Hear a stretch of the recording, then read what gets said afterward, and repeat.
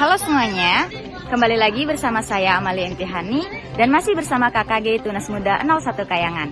Pada pagi hari ini saya sedang berada di SDN 1 Kayangan dalam acara workshop pendampingan penyusunan perangkat pembelajaran kurikulum merdeka. Yuk Bapak Ibu ikuti keseruannya. Nah, bisa sama-sama kita saksikan di sini beberapa ibu-ibu sudah menghadiri lokasi acara.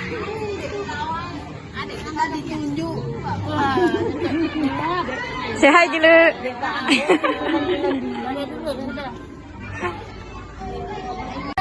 Baik Bapak Ibu guru hebat, selanjutnya kita akan bersama-sama menyaksikan wawancara bersama dengan Bapak Wayan Subadre SPD MPD selaku narasumber pada kegiatan pagi hari ini.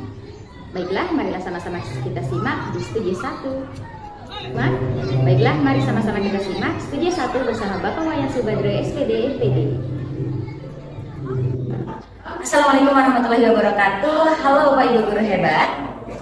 Kembali lagi bersama saya Amalia Intihani, masih pada kegiatan dari KKG Tunas Muda Lulus 01 Kayangan. Pada kesempatan kali ini kita sedang bersama dengan Bapak Wayan Subadre SPD MPD. Bapak G, apa kabarnya Bapak? Beliau adalah Ketua Komunitas Guru Penggerak Lombok Utara, Bapak G. Nah, pada kesempatan kali ini kita akan bercengkrama dikit nih bersama Bapak Wayan Subadre. Nah, pada video kali ini Bapak, kita ada dua segmen. Yang pertama itu segmen mitos dan fakta. Saya akan membacakan mitos faktanya, Bapak yang akan menjawabnya. Oke, kita mulai Bapak ya. Yang pertama Bapak, mitos atau fakta?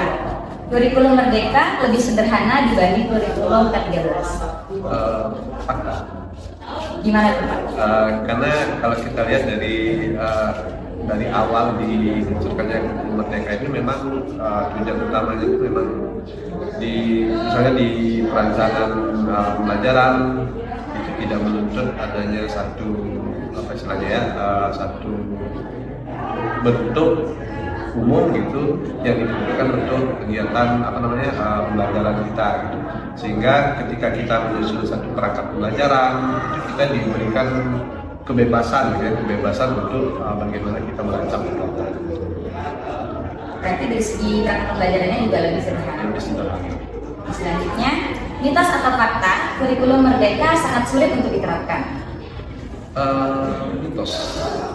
Karena faktanya kurikulum merdeka di paradigma pembelajarannya sendiri itu memang kita diharapkan mengawali pembelajaran itu dengan cara mengetahui terlebih dahulu apa sih kebutuhan belajar siswa kita.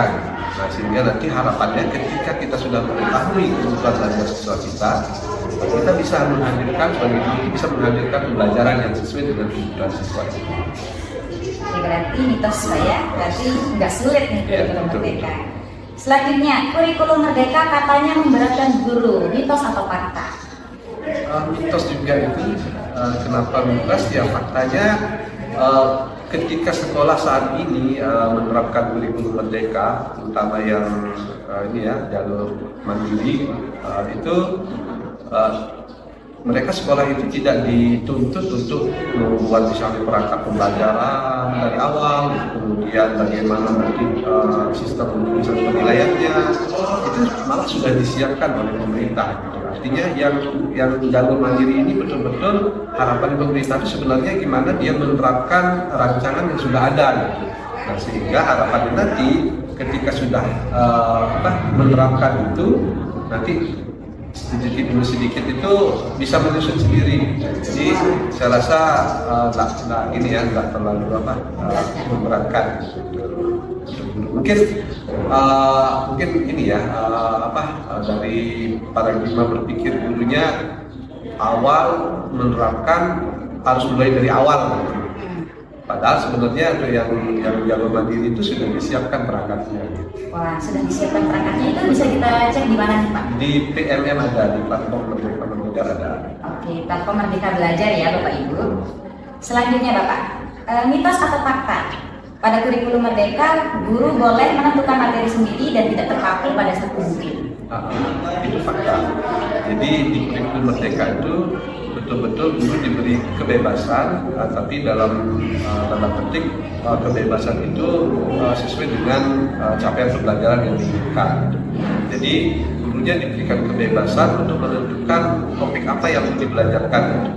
Nanti harapannya ketika topik itu dibelajarkan betul-betul tuntas gitu, artinya capaian pembelajaran siswanya dapat. Sehingga tidak harus berpatokan pada buku teks gitu. Malah untuk buku teks itu sebenarnya satu alternatif yang digunakan oleh guru, yang diberikan oleh pemerintah untuk membantu guru menerapkan kurikulum Merdeka. Tapi yang sebenarnya itu sesuai dengan ini sebenarnya identifikasi yang dilakukan atau pemetaan yang dilakukan oleh guru. Pemetaan itu melalui asesmen gitu Pak? Iya, melalui asesmen diagnostik. Selanjutnya, pada kurikulum Merdeka, kata merdeka berarti siswa merdeka menentukan mau belajar atau tidak, mitos atau fakta? Itu mitos itu. Ya, jadi faktanya sebenarnya merdeka di sini itu bagaimana kita yang pertama terkait dengan belajar siswa itu bagaimana siswa itu belajar dengan kondisi nyaman. Artinya anak itu betul-betul merdeka ketika belajar, bukan berarti belajar tak belajar merdeka gitu. Artinya ketika belajar betul-betul anak itu sesuai kebutuhannya gitu. Tidak tertekan, kemudian keinginan belajarnya ada, lalu kegiatan pembelajarannya benar-benar menuju capaian pembelajaran yang diharapkan. Oke, berarti merdeka itu bukan siswanya bebas, bukan siswanya bebas belajar ya. Gitu. Oke, selanjutnya kita beranjak ke tentang program guru penggerak. Mitos atau fakta, program guru penggerak hanya untuk PNS dan P3 kah? Itu mitos, karena untuk program pendidikan guru penggerak itu Bapak Ibu guru honorer juga bisa ikut. Nyatanya di angkatan 9 saat ini yang sedang berjalan itu beberapa calon guru penggerak ada dari guru honorer. Nah, cuman yang jadi permasalahan adalah teman-teman yang dari Kementerian Agama gitu. Jadi untuk yang Kementerian Agama masih belum punya apa istilahnya jalan ke sana. Nah, mudah-mudahan untuk program berikutnya bisa khusus untuk teman-teman di Kemenang. Kita doakan sama-sama ya Bapak Ibu. Selanjutnya, mitos atau fakta, untuk lulus program penggerak katanya sangat sulit loh. Kalau itu relatif ya. Jadi sulit tidaknya tergantung kita gitu. Artinya ketika itu dijalani dengan senang hati gitu, artinya tidak punya ada beban gitu, saya rasa tidak sulit.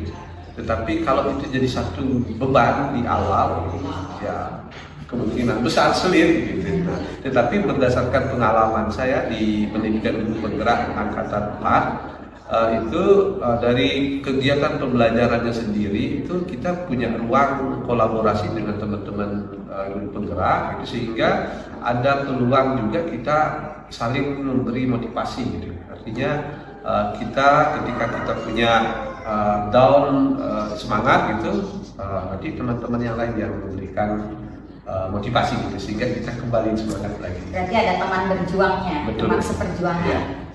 Selanjutnya, mitos atau fakta, guru penggerak diprioritaskan untuk menjadi kepala sekolah? Itu fakta. Jadi memang betul salah satu regulasi yang berlaku saat ini untuk penugasan guru sebagai kepala sekolah itu betul-betul mensyaratkan satu, yaitu dari guru penggerak gitu. Tetapi tidak melupakan atau mensampingkan regulasi sebelumnya gitu. Ketika gurunya sudah memiliki nomor unik kepala sekolah, itu juga masih berlaku gitu. Tetapi saat ini untuk guru-guru yang baru yang punya kemampuan lebih itu memang diarahkan ke guru penggerak, sehingga nanti ketika terjun misalnya ditugaskan menjadi kepala sekolah itu tidak terlarang oleh aturan. Mitos yang fakta terakhir, mitos atau fakta guru penggerak diprioritaskan untuk mengikuti program PPG? Itu bisa saya katakan fakta, karena punya peluang ya, guru penggerak itu punya peluang besar untuk mengikuti program PPG. Artinya ketika guru penggerak punya predikat sebagai guru penggerak, nanti untuk mengikuti PPG itu dia punya keistimewaan gitu. Artinya dari guru penggerak itu bisa langsung mengikuti ujian di PPG-nya gitu, tanpa mengikuti pembelajaran atau pendidikan program PPG-nya. Wah, luar biasa nih untuk guru-guru penggerak kita. Selanjutnya nih Bapak, tadi udah di segmen fakta dan mitos. Sekarang untuk pertanyaan-pertanyaan wawancara biasa. Oke, selain fakta dan mitos tadi Bapak, ada mitos-mitos di dalam hal kurikulum merdeka yang dipercayai oleh banyak orang, tapi ternyata itu salah kepercayaan gitu. Mungkin ada hal seperti itu. Oh ya, jadi memang betul banyak teman-teman guru kita, terutama yang baru-baru mengimplementasikan kurikulum merdeka, memang berpikirnya itu kok kayaknya berat gitu untuk mengimplementasikan kurikulum merdeka ini. Yang sebenarnya ketika itu kita diarahkan untuk menerapkan atau mengimplementasikan kurikulum merdeka itu secara mandiri, kita sudah disiapkan perangkatnya gitu, sehingga kita untuk mungkin tahun pertama kita mengimplementasikan perangkat yang sudah ada gitu, sehingga tadi paradigma guru, pikiran guru bahwa mengimplementasikan kurikulum merdeka itu sulit atau berat, itu saya rasa itu satu mitos di kalangan guru gitu. Dan sampai saat ini mungkin masih banyak yang Masih banyak, betul ya. Kemudian satu lagi terkait dengan ini ya, apa namanya, menjadi satu gunjingan juga di kalangan guru terkait dengan asesmen. Nah, di asesmen itu di kurikulum merdeka itu kan asesmen itu setidaknya ada dua jenis, asesmen formatif, asesmen sumatif. Gitu. Nah, yang menjadi gunjingan itu adalah asesmen formatif. Kok asesmen formatif itu nanti penilaiannya, hasil penilaiannya itu tak masuk sebagai salah satu pertimbangan nilai rapor gitu. Nah, tetapi ketika itu misalnya gurunya mencari informasi, apalagi sekarang sudah di PMM itu sudah disediakan buku saku gitu ya, buku saku tanya jawab terkait dengan kurikulum merdeka, itu sebenarnya sudah terjawab di sana.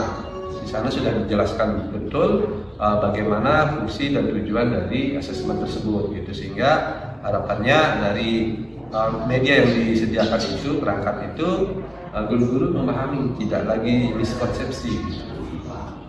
Selanjutnya Bapak, dalam hal perangkat pembelajaran, perbedaan yang paling mendasar antara K13 sama Merdeka Belajar itu di sisi mana? Kalau terkait dengan perangkat pembelajaran, saya rasa mungkin yang banyak menjadi perbedaan gitu adalah istilah. Misalnya modul ajar dengan RPP. Kalau di kurikulum 2013 nyebutnya RPP, kemudian di kurikulum merdeka nyebutnya modul ajar. Nah, padahal dua hal itu kalau kita telisik lebih dalam sebenarnya punya subset, artinya dia punya bagian gitu. Jadi modul ajar itu seperangkat bahan yang digunakan untuk persiapan pembelajaran gitu. Sementara RPP itu kan prosedur kegiatan pembelajarannya gitu. Mungkin salah satu perbedaannya. Kemudian yang lain juga terkait dengan misalnya silabus. Nah, kalau dulu bahasanya silabus, kalau sekarang bahasanya istilahnya capaian pembelajaran atau ATP, alur tujuan pembelajaran. Kalau dulunya KIKD, sekarang CP. Kemudian dulunya silabus, sekarang ATP. Kemudian dulunya modul, dulunya RPP, sekarang modul ajar. Kemudian sampai dengan di penilaian. Ada istilahnya dulu itu KKM, kriteria ketuntasan minimal.